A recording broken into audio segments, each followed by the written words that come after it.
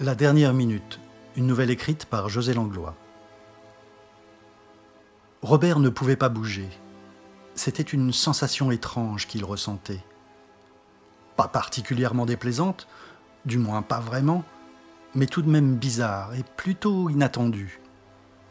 Heureusement, il ne souffrait pas de cet état.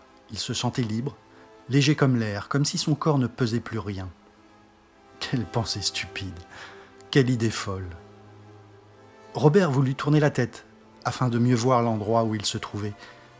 Mais rien ne se passa lorsqu'il essaya.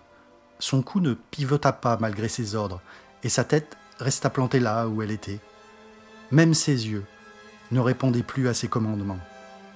Ils fixaient juste ce qu'ils avaient devant eux. Alors qu'il était étendu sur l'herbe, Robert voyait les nuages qui flottaient, qui glissaient sur l'océan paisible d'un ciel céruléen.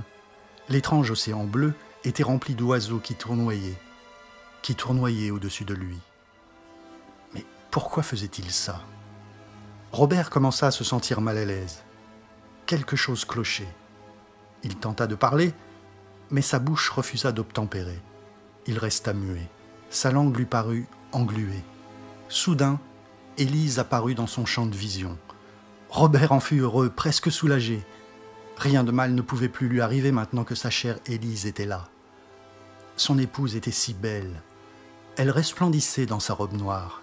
Ce devait être une nouvelle robe, car c'était la première fois qu'il voyait sa femme la porter.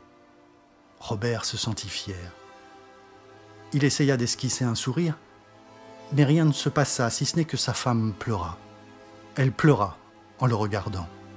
Robert aurait voulu prendre Élise dans ses bras, lui dire que tout allait bien. Il aurait voulu presser ses lèvres contre les siennes comme à chaque fois qu'elle était inquiète. Il aurait voulu lui promettre que l'avenir leur appartenait et qu'ils vivraient ensemble pour l'éternité.